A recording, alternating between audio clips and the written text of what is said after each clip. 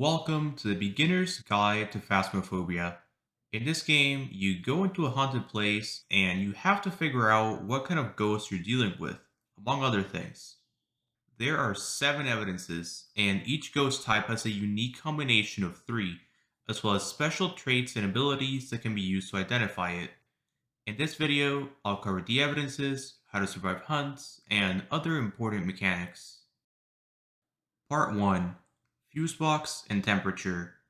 Every map has a fuse box, which needs to be activated to turn on the lights. This means it's important to get the fuse box early, so it already starts on in the amateur difficulty. The fuse box also controls the temperature. If it's off, then the inside will be the same temperature as the outside, which depends on the weather. If you turn it on, then the inside will gradually warm up. However, the ghost will lower the temperature in the room it's currently in, eventually reaching about 5 degrees or lower. Using the thermometer lets you see the temperature, so it fluctuates by a few degrees. If you know the map is already warmed up and you suddenly get a really low reading, then you're probably in the same room as the ghost. Ghosts with the freezing temperatures evidence will eventually drop the temperature below zero. However, you don't need a thermometer for this. If it's freezing, then you can see your breath in front of you every few seconds. It may take a few minutes for freezing to show up, so don't be too quick to rule out this evidence. Part 2: Interactions and EMF. There are several interactions the ghost can do, which includes moving doors, throwing items, turning off the fuse box, and a lot more. The ghost can only interact with stuff that's nearby, so seeing an interaction narrows down where the ghost is, though it can interact with the fuse box from anywhere.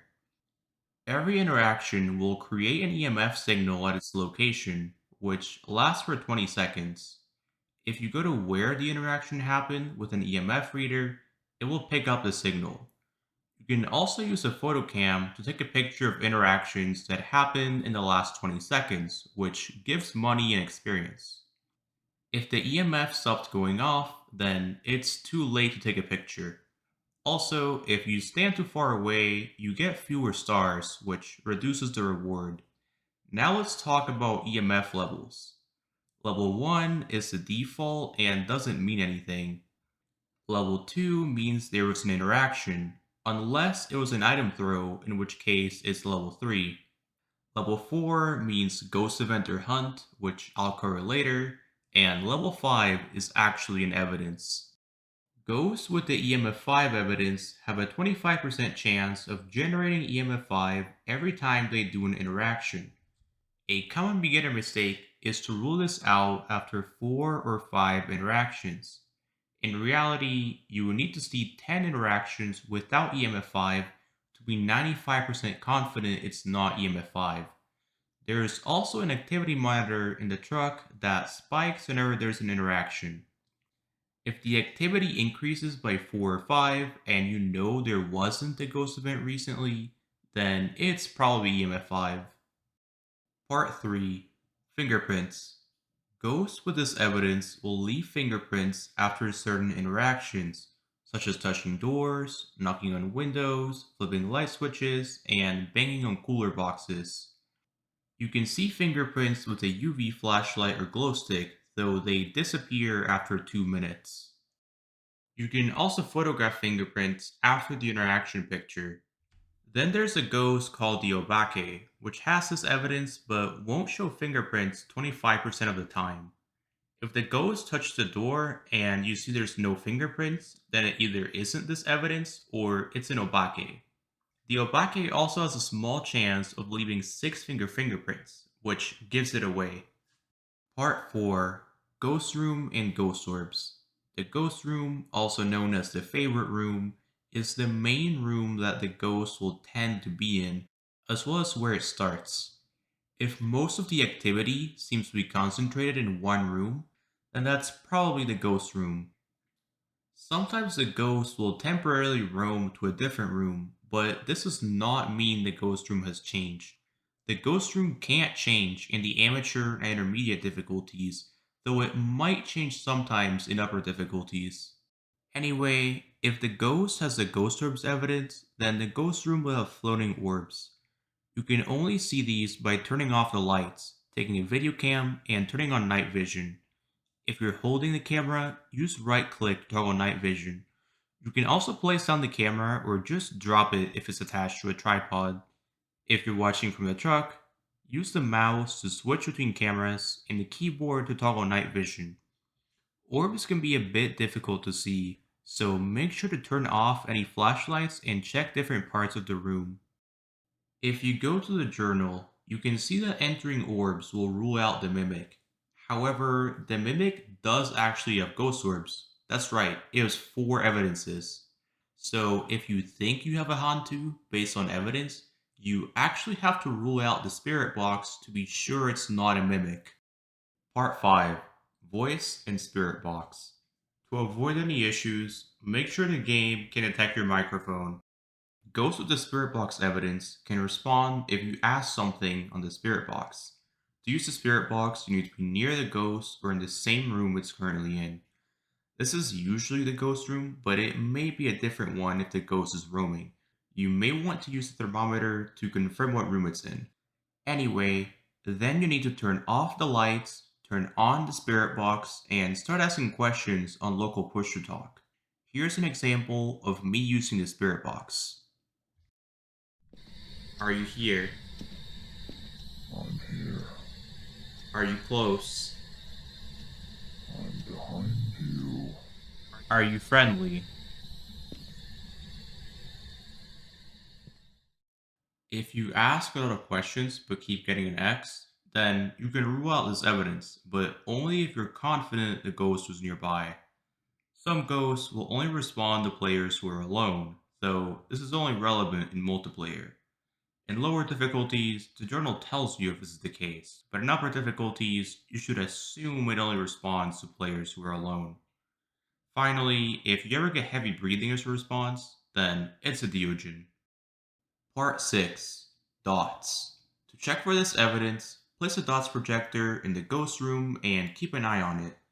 If the ghost has this evidence, then it can interact with the dots projector, which briefly shows its outline moving through. Sometimes the ghost will take a while to show dots, so don't rule it out unless you know the ghost was near the projector for a long time, but you never saw anything. Unfortunately, the Goryo makes dots more complicated because Goryo dots can only be seen through a video cam, and it won't use dots if there's a player in the same room. Thus, you have to either watch from the truck or hold a video cam and watch from a distance. Personally, though, whether it can be the Goryo or not, I prefer to watch for dots with a video cam and night vision because it's easier to see. Part 7, Writing. To get this evidence, just place down a book in the ghost room. If it ever writes on it, then you have the evidence. You can take a picture of ghost writing and an additional interaction picture if it's been less than 20 seconds since the ghost started writing. Writing can take a very long time depending on your luck, which makes it difficult to rule out. However, if the ghost ever throws the book without writing, then that rules out this evidence. For this reason, I like placing the book next to the dots, which makes it easy to tell if it's been thrown. Also note that you may need to move the dots and book if the ghost roams. Part 8, Sanity and Hunts. Every player's sanity starts at 100%. Spending time in the dark inside the map will drain your sanity over time. To preserve your sanity, try to stay in the light, but note that turning on too many lights will disable a fuse box. Holding a lit candle will also stop sanity drain, but this shouldn't be necessary in a small map, which is what you should be playing as a beginner. Sanity is also super important because most ghosts can only hunt if your sanity is less than 50%. In multiplayer, the ghost only cares about the team's average sanity, regardless of who is inside or outside. If your sanity gets low, then you can take sanity pills to restore it. Unfortunately, some ghosts, known as early hunters, can hunt at more than 50% sanity. One of the scariest is a demon, which can hunt at up to 70% sanity. However, hunts are less scary than you think. Whenever a hunt starts, the front door will close, but there's a grace period before the ghost actually starts chasing you, which is 5 seconds in amateur. During hunts, the ghost will hear you talking if it's close, so don't use push to talk.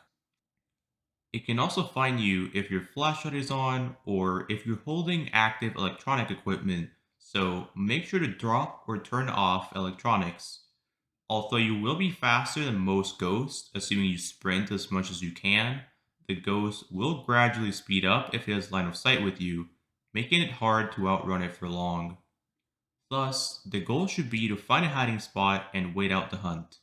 These include closets, lockers, and boxes you can hide behind. The ghost may randomly open closet doors as it walks around, though you should be fine if you close it in time.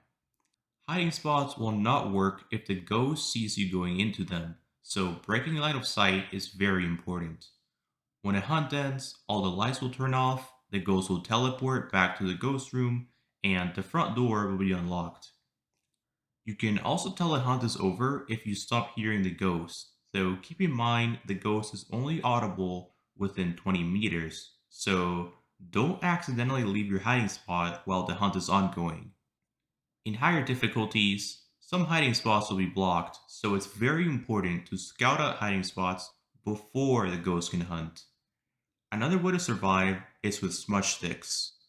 If you have a lighter in your inventory, you can press right click to burn a smudge stick. If you use one of these near the ghost, it will become confused and unable to kill you for a few seconds. Also, burning a smudge stick near the ghost, whether it's hunting or not, prevents it from starting a hunt for 90 seconds. Anyway, a very important ghost to know is the Deogen. The Deogen moves really fast and always knows where you are, meaning you can't hide from it. However, it gets a lot slower when it's close to you, so you have to loop it instead of hiding. Part 9: Ghost Events and Ghost Pictures. A ghost event is when the ghost shows itself without actually hunting you. Beginners tend to freak out during ghost events because they think it's a hunt, but it is usually possible to distinguish them immediately. In events, the ghost will usually turn off a light at the start, but this can't happen in hunts. In some events, the ghost will close the door nearby, but in hunts, it will only close the front door. However, an event might also close the front door if it happens in the room right next to it. Other unique signs of events are transparent ghosts and certain singing sounds. Overall, events tend to be more loud, instant, and in your face than hunts.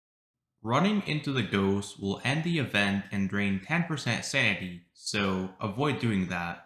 There are also airball events where instead of the ghost, a big airball that sort of looks like freezing breath will chase you and drain 10% sanity if it touches you. The main advantage of events is that they usually give you a chance to take a picture of the ghost. The ghost picture gives the most money by far, and it can also be a secondary objective, though you can only take one. There's also curse items that can trigger special ghost events, but I don't have time to cover that in this video. As for hunts, you can take a ghost picture, but because the ghost flashes in and out, it may take several tries and it's also risky. On a side note, here's how breaking line of sight allowed me to survive.